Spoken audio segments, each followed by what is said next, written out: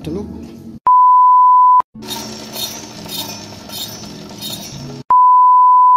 Ang galing yun. Oh my God.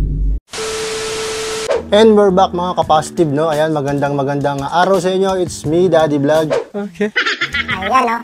So, bago ko simulan tong pagkakalikot ko, pag-unboxing, review at install ng mugs. Big shoutout muna sa mga followers ko sa Facebook at sa TikTok, no? Especially sa mga subscribers ko sa YouTube. Ayan, maraming salamat po sa suporta nyo. Yay! Going back mga ka-positive, no? Ayan, at unang-una muna sa lahat, mag-unbox tayo ng mugs. Very rare kasi yung mugs ng Honda Wave 100 na to dahil yung kanyang brake panel is pang Alpha or pang ZX. At yun, big shoutout nga pala sa Sunmail dyan sa may 10th Avenue, no? Dahil sa kanila ako naka-avail kay Madam. Big shoutout din sa Okimura dahil ito yung brand ng mayroong Honda Wave 100 na drum type, no? Buti na lang meron pang mga ganitong klaseng company na gumagawa ng ganitong klaseng mugs na pang Honda Wave 100 drum type. Ayan. So, ang size nga pala ng kanyang rim is 1.40 by 17 yung harapan at 1.6 naman by 70 yung likuran, no? So, tamang-tama lang yung kapal niya sa front and rear, no? Ayan, so buksan na natin ang kanyang mugs. Although nabuksan ko na to dun sa 10th Avenue para i-check, no, kung merong problema. Kagandahan, wala naman talaga dahil maganda yung mugs ng Okimura. Ayan, so ito yung kanyang harapan. Ayan, ganda, no? Naka-bubble wrap pa mga ka-positive. Ayan. Ito yung kanyang harapan na 1.4 by 17, no? Yan, ah. Ganda, di ba? So, matutuwa si client nito. So, next naman is yung kanyang rear, ang likod. Ayan, naka-bubble wrap din, no? So, nilagay ko na yung kanyang rubber damper kasi sinukat ko yung plato. So, all goods naman, saktong-sakto talaga. Ayan, so mamaya i-share ko sa inyo kung ano yung brake hub na pinalit ko dito. Siyempre, pag may mugs, alam nyo na yan. Meron ding gulong. Ayan. Yung gulong naman na napili ko is Siyempre, quick tire. 6090 by 17 sa harapan at 7090 by 17 sa likuran. So, hindi siya ganong manipis, hindi rin masyadong makapal. Gusto ko yan! So, syempre, pag may mugs, may gulong, merong tire sealant. okay. Syempre, nandyan ang Kobe. Baka naman. So, sa tire sealant mga ka-positive, ang diskarte ko lagi sa lahat ng mga ginagawa ko, isang bote, dalawang gulong na. Paano masabi? So, para hindi siya ganong mabigat. Para sa akin, ha. So, kayo, kung gusto nyo, isang bote, isang gulong. Walang problema dyan. Nasa inyo na yan. Pero sa akin kasi, isang bote, dalawang gulong na. At eto na nga, yung pampinale, yung conversion ng brake hub natin, no? So, pagkukumparahin ko, yung old version nung brake hub niya at yung pinalit ko. Ito na, yung brake panel o brake hub. So, Bahala na kayo kung saan kayo komportable.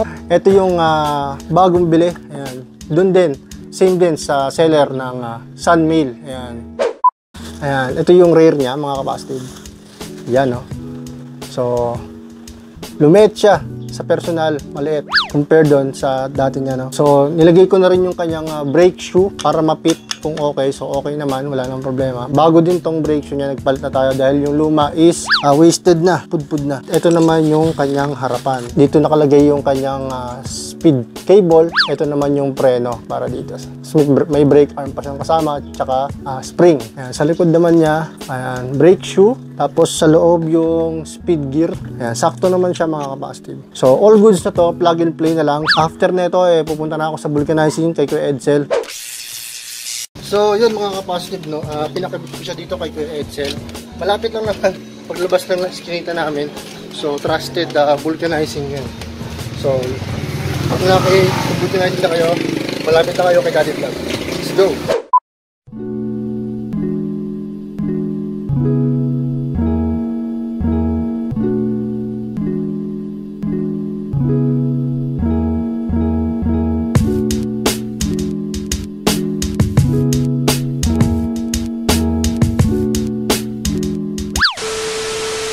So yun na nga mga ka-positive, no? Napakabit na natin yung front and rear tire niya, quick tires. Ayan, shoutout sa'yo. So, yung nakita nyo kaninang technique nila, yung tinatali yung gulong. Ayan, para yun na maidikit yung labi nung gulong sa labi nung mugs kasi tubeless na siya. And we're back mga ka-positive, no? Ayan, gaya nga ng sabi ko sa inyo kanina, ipapakita ko sa inyo yung difference or comparison nung brake panel nung old school o yung old type na Wave 100, no? Tsaka yung bago ng TTGR. TTGR yung brand nito mga ka-positive, no? Ito yung front hub o yung boha kung tawagin, yung harapan. So ito yung lumang nakakabit sa Honda Wave 100, no? At ito naman yung kanyang brake panel. Medyo honestly nakakahinayang kasi maganda yung pagkaka-powder coat sa kanya ng Dasmariñas powder coating yan. Kaya shoutout kay Boss Bong, ganda. Yan, swak siya. Swak na swak siya, sobrang swak na. Talagang pit na pit siya. Kung titignan mo naman sa personal, ayan, malaki yung diameter nung boha, kaya malaki rin yung kanyang brake panel, no?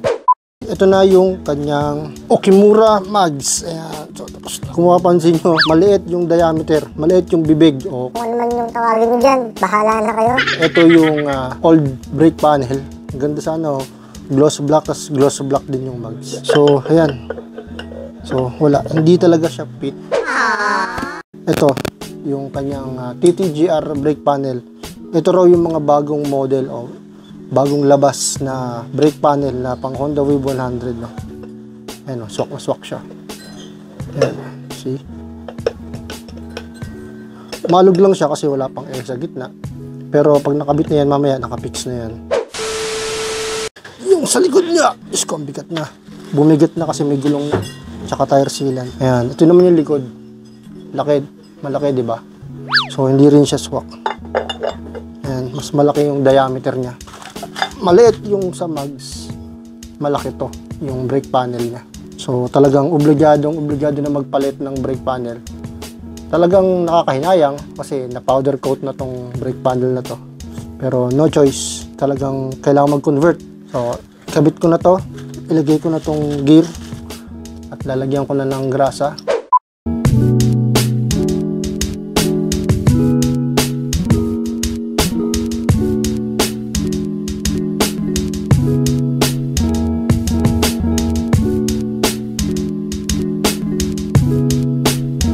15 minutes later.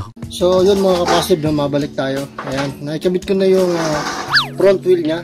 So medyo may konting adjustment lang gawa nung syempre nagpalit tayo ng brake panel from stock na Honda Wave 100. Ito is TTGR na. Salamat kay Kuya Mike. Okay na rin tong speedometer gearbox na iswak niya kasi medyo masikip yung TTGR. So konting liha lang naman dito sa kanyang cable. At yun, yung isa pa sa kanyang problema, hindi naman problema, konting issue lang naman kasi yun nga, dahil nagpalit ng gumagalaw, meron siyang gap dito. Ayan, so kailangan lagyan ng washer, siguro mga nasa 2 to 3 mm. Ayan, kailangan ilagay, huwag masyadong makapal. Ang problema lang, maliit yung butas, so lalakihan natin ng konti kasi hindi sukat sa ehe, pero all in all okay naman. Ayan, maganda naman yung kanyang mugs. Okay, mura. Baka na.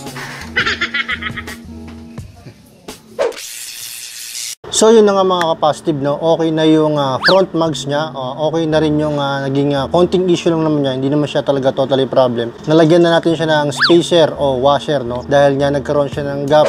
Okay na yung kanyang preno sa harapan, gearbox okay na rin. Pinaikot ko na yung mugs at gumagana na yung kanyang speedometer cable, no? Pag tumila yung init. Pag medyo lumamig-lamig, ayan, so subukan natin siya i-test drive. Bago yon, dumako na tayo ngayon sa ating rear mugs.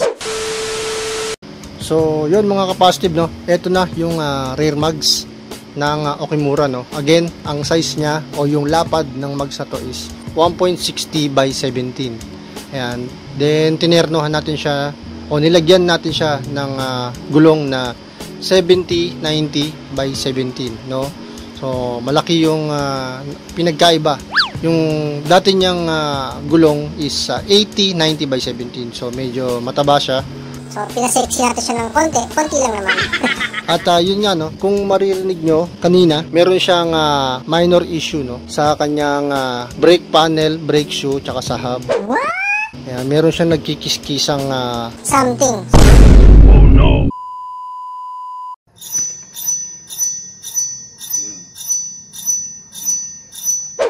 chinek natin, in-evaluate natin kung saan ba nanggagaling yung kiskisan na yon, at nalaman natin na galing pala siya sa brake shoe. Paano masabi? So hindi sukat yung brake shoe nabili ko, although pang Honda Wave 100 yon, pero syempre aftermarket na, pinalitan natin. Ayan, so big shoutout nga pala sa Okimura.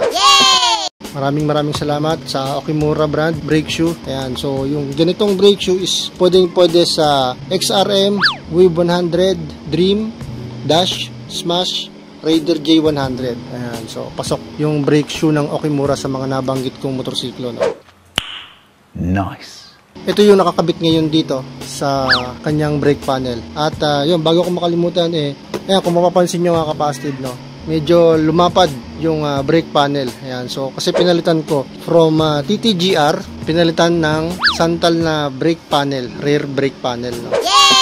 Santal product, XRM rear brake panel, no? Ayan, so sister company sila ni Okimura. Ayan, bukod dito sa dalawang brand na to, meron pa silang ibang sister company gaya ng APC, then NCY, mga CVT set yan, OKM, at sister company din nila yung Osram. Wala na yung ingay compare kanina, no? So ayan, big shoutout sa Santal product at Okimura, no? Ayan, so sa kanila galing tong brake panel at saka yung brake shoe, no? Matutuwa si customer nito kasi quality yung mga nakakabit sa kanya. So maya paghupa nung init, i-road test natin to. Gusto ko yan! A few inches later. So yun na nga mga ka-positive, no? Hindi na ako makatiis na ma-test drive tong bagong kabit na mags ng Wave 100, no? Yung mags niya, again, Okimura brand. Ayan, kung mapapansin nyo, front and rear drum type, no? So test drive natin, malaan yun, no?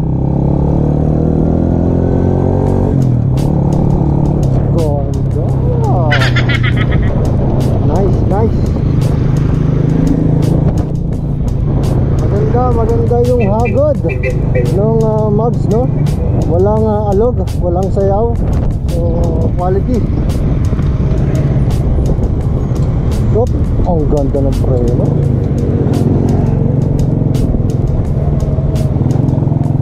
%70 sa likod, 30% sa harap, no? Ayan, so nakapit yung brake shoe ni Okimura. So yun mga ka-positive, no? Ayan, kahit katanghaliang tapat, ni-road test natin yung mags, no? At all in all, maganda naman yung kanyang hagod sa motor na to, no? So tinesting kagad natin para at least maibigay na kagad natin kay client yung mags. Ay, mags. yung motor. Dahil nako, kahit ako natuwa ako. So again, maraming salamat sa Santal product, sa Okimura. Ayan, sa pinadala nilang brake panel at saka brake shoe. Ayan. At effective, gamit na gamit kahit tag-init. Yun, so yun muna sa ngayon mga ka-positive, no? At sana nakatulong in case gusto nyo nga magpalit ng mags. Ayan, recommended Okimura mags. Ganda, di ba? Ano? So ikakabit ko na lang yung kaha nito, then deliver na natin sa may-ari. Please don't forget to subscribe kahit wala ng bell button. God bless, stay safe, peace out.